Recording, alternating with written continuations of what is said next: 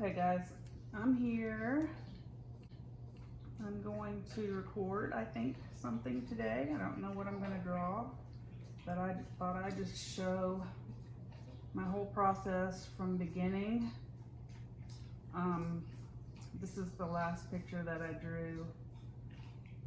This was Kira and her horse Polo, and I'm done with that for now. I worked on this Poppy last night. I'm thinking when we get our house renovated and finished, I want to do a series of either 3 or 4 of these poppies and have them framed, have them mounted and framed. I think that would be really pretty, and it would match sort of our colors. I'm gonna have kind of a more of a farmhouse palette. I did a picture of Belle recently. This was in her prime, and I was really pleased with this because that is exactly what she looked like when she was 4. This picture, the photograph that I was working from, was when she was 4. She's so cute. Oh, anyway, so I'm going to try to figure out something new to draw. I have a folder called Things to Draw. You know what? I might paint this picture of Keegan. I've always liked this. It's my favorite picture, I think, of him when he was pitching, because I know the situation that this picture was taken, and he was very angry.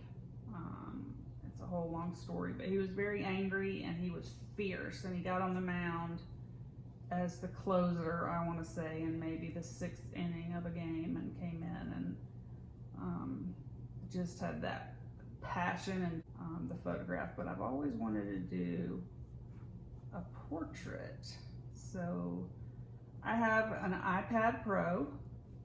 And the reason I got the iPad Pro is because of this feature right here. I can open up my photos, and I can move pigment over here, and I can open up a blank page. And so this is cool to have the split screen, because I can zoom, I can zoom in on whatever I'm working from. It's really cool. So when I first start a picture, the first thing I'm gonna do, and usually what I do is I try to get it about the same size. As you can see, my blank canvas I can get it about the same size as what the photograph that I'm working from. And the first thing I do is background. I always try to do the background first and then forward in the picture subsequently. If that makes sense, because if you do your background first and then put your subject over the background, the edges look more natural. If you do your subject first and then try to go around them and do the background, it's not seamless. It doesn't look real, if that makes sense. So the colors in the background, that's one of my favorite things to do, is to try to match colors. And I like to use the fade, and something like this, I like to use the fade setting in the fill. So this is all the fills that we can use as premium, and I think as non-premium you have these as well. So there's the fade, I'm not gonna say brush, but tool, and then I try to match the color. See, like that's too dark, but then I'll kind of mess around and try to get as close to the color as possible. All right, and then this top color has definitely more blue in it. So this is kind of what I do every time I start something that's got a background like this, is I try to match try to match the colors. And it's fun for me. I love this little color wheel. I love doing this. And then you see that the background is divided by this, I don't know what that's like sand in the background. So then I'll go and I'll try to get as close to the color as possible. I'm gonna use the watercolor brush. I almost always start, if I'm gonna start with a brush for my backgrounds, I almost always use the watercolor brush because a brush size around 20, and the opacity I'm gonna do, let's see, about 15% over here on the right. It's never precise, so it's always ish. Then I'm gonna take this motion right here is my best motion with my limited, with my nerve damage and stuff in my hand, but I can do a pretty straight line going like this. So what I'm gonna do is just kind of start off really light touch. And that's a little darker than what I want it to be. So I can lighten it up. I can enlarge the opacity to about 20%. I'm bringing it down a little lower because I think this sand thing is a little lower than what I have here on my picture. So I'm just kind of working to try to get as close to the right color as I can. All right, so that looks about right. And then there's, see at the bottom of this blue-greenish color, there is a kind of a line, a darker line. So I'll go back and get kind of a darker, on the same yellow color wheel, kind of a darker gray. I'm gonna make my brush size smaller, and I'm gonna make my opacity about 10%. And then I'm gonna make my opacity even lower, and I'm gonna make that dark color lighter, and I'm just gonna kind of come along this line a little darker. And then even the bottom of that line that meets the green, because it is a line. So, but I'm still using watercolor, so I'm constantly touching these. That's just something that I've learned, and it's almost, I do it almost unconsciously. I'm just constantly changing these settings right here. So I'm just kind of making a faint line to divide these two colors. And if you can see, when I pull it back to the normal size,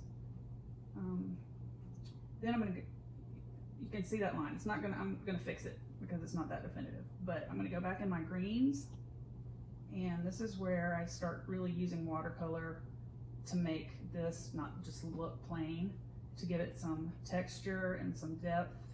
I'm gonna go in and just kind of put some different colors in here to make it look more realistic. I do this every time when I'm doing any kind of background. There is this lime green in here, so I'm definitely gonna put that down some places, but there's also this kind of a bluish, and a lot of it has to do with this photograph, because I did some kind of filter with this photograph that I liked at the time. Don't ask me what it was, but I liked it, so I did it. And now I just kind of have to, if I'm going to do a drawing from this photograph, I just have to kind of work with it. So right now I'm doing up here. I'm trying to get it as close to the photograph as possible. I don't have to do that, and I can stray from the photograph. But it's just part of my process. It's what I like to do. I like to try to match colors. I find it challenging, and I find it fun. I like to try to match colors, and I like to try to get whatever I'm drawing as close to the photograph as possible. It's just kind of a challenge for me that I really like to do. So that's not something that everybody, you know, nobody has to do that. That's just what I do. I'm just sharing my experience. Now I'm trying to get this blue color. It's like it's a royal blue. So what I'm gonna do is just blur in my subject. I always do this. I always start out just trying to put down the placement. Okay, so I'm trying to match the color as close as possible. It doesn't have to be perfect. And I'm just putting in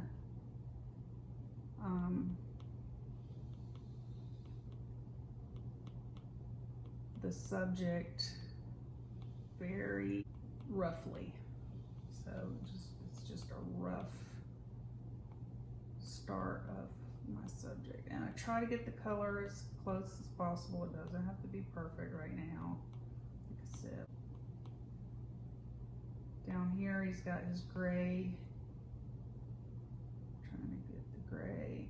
All right, I've talked about this before, but I'll share again. What I've learned about the color wheel is you have, okay, if you have a color, say this is this hue, the actual 100% is, let me see if I can just explain this. If you drew, say, a clock, that clock, the hands on the clock, at 2 o'clock is typically the most pigment of this hue. Like this, I almost tried to draw on there, but this color right here is around 2 o'clock, okay? And that's the actual, that royal blue hue. You go up, it's gonna be lighter, so that's gonna be good for, like, you know, when I'm drawing the folds of the shirt, when they come up, it'll be like that. I mean, okay, if you go further down here, past 3 o'clock, that's where your hue gets darker, and so that'll be good for different parts of the shirt where the folds, the shadows go into the folds. Okay, down here is going to be, oops, get back to the hue. Down here is going to be your blacks, your deepest colors. Okay, so this is 12 o'clock, this is 6 o'clock. Okay, if you go to about 11 o'clock over here, that's going to be your whites. Okay, so if I was going to do any really light colors in this picture, which I might do when I get up to that little A on his hat, but right now there's no white, so I'm not gonna mess around with that.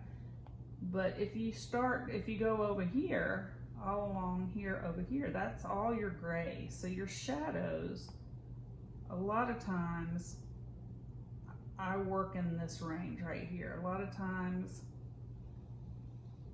like for example, okay, his glove is black. So I'm gonna use a deep, deep, dark blue black. And I'm just gonna put this glove in here as far as just the shape of it. Okay, so I know it comes to about right there. I know it comes up here. It almost touches the edge, but it doesn't. And it comes to the sand, and then it comes back like this. So I can go ahead and roughly sketch in the shape of this glove. Right now I'm at about 50, oh, not 50, I'm at like 30% brush size, and I'm at about a 20% opacity. So the opacity is the deepness of the color of the hue, and then your brush size. That's pretty self-explanatory. So this comes up into his shirt and right there. Okay, so what I was saying is you have all of this gray area right here. So I did just black, basically blue black. So right now I'm going to do some of the highlights. Get back. Some of the highlights of the glove, so it'll look natural. The glove is just kind of, you know, it's not all black. It's like there's going to be some highlights. Okay.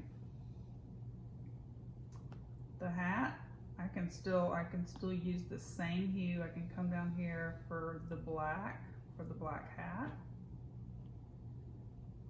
I'm just going to kind of place this hat about where it goes and how big it is. Oops, didn't mean to do that. I love that undo button. It's the game changer.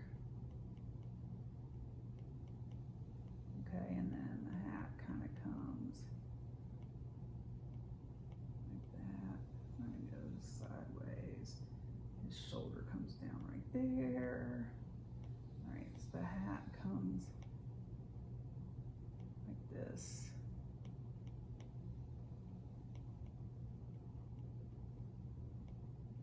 And then it's not just one-dimensional, so I'll pick up some grays and do, like, if you look at the hat, a lot of times I'm not even looking at what the subject is. I'm looking at color, shade, shadows,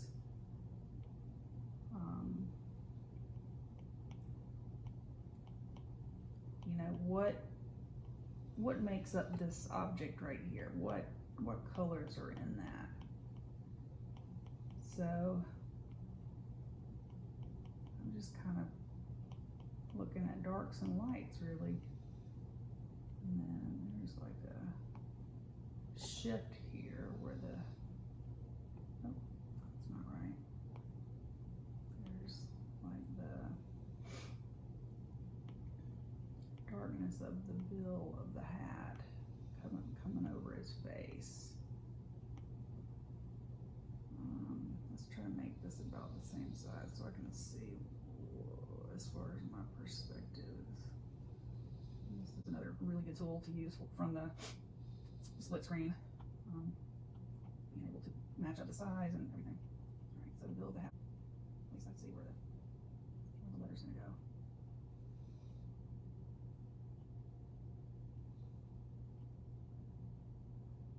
So I'm using the light gray for this. This will come and do like.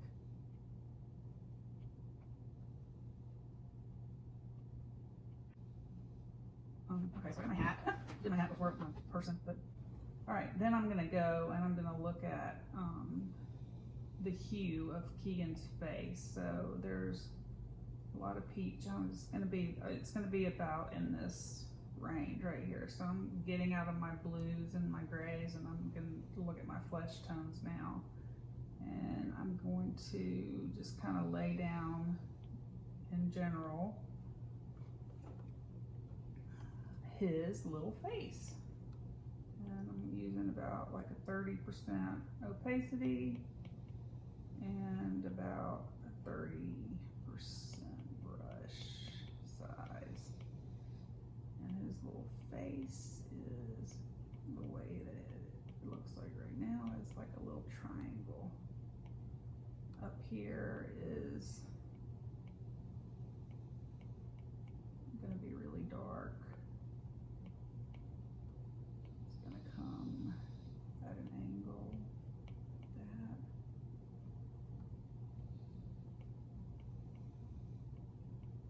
You can barely see his eyes. There you go, here. Shadows on it. Let me get out. Alright, so I'm trying to just tap. I'm gonna get the blue, dark blue, and start tapping in the collar. So I can line up where his arm is gonna be. It's gonna come right out of here. Ish, something like right here. It's kind of dark. I really should have done this first before the jersey, but I'm not done with the jersey, so it's not that big a deal. Alright, then the hand. A lot of times what I'll do is I'll bring it up. Alright, I'll bring it up like that. So we've got his hand kind of comes out like that.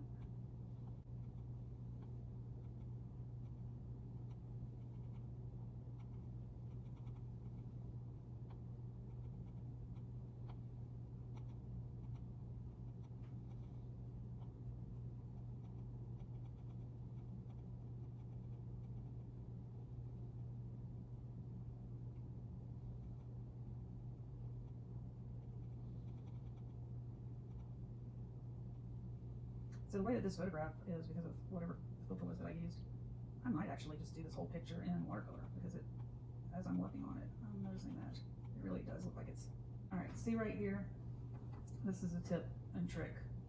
Okay, we've got the background, and then we've got our subject, and I came down too far in the hand, and it was too long ago to do the undo button.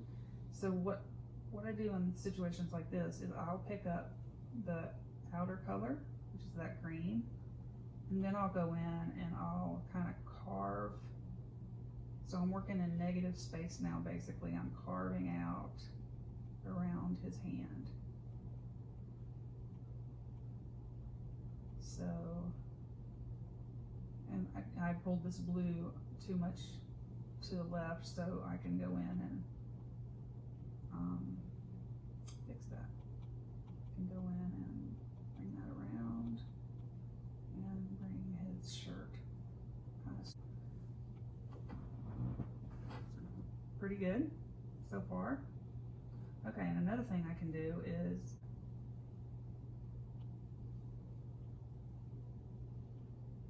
I can save my picture right here. And then I can compare the two, and that's a lot of fun. I'm gonna pause. All right, so looking at the two, I can compare them, and I can see what I need to work on. When I go in to do definition, go in and define something, if it's going to be really crystal clear, like high def, I switch from watercolor over to either oil or pencil. A lot of times I'll switch to pencil, and for really sharp details I'll use oil. But for this, since the photograph itself is fuzzy, I think I'm gonna stay with watercolor. So one thing I want to do is I want to put, there's some red, there's some kind of a burgundy-ish looking color that's in this ball cap that I'm going to try to put in. So I can kind of bring this down with my fingers and like hold it there and look and see better. Okay, now like there's the bill of the ball cap.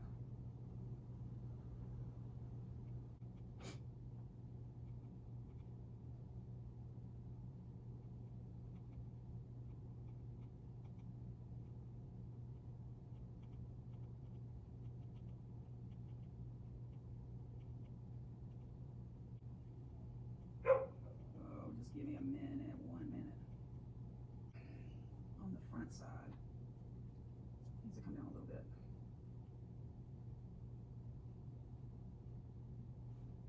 So we've got this, and it actually comes down a little more before it goes up.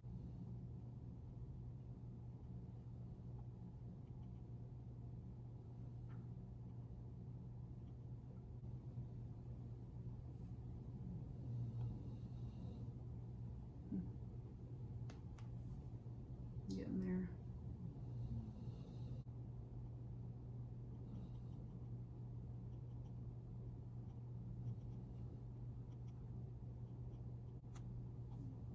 See, I can kind of look over here and look where I need to fix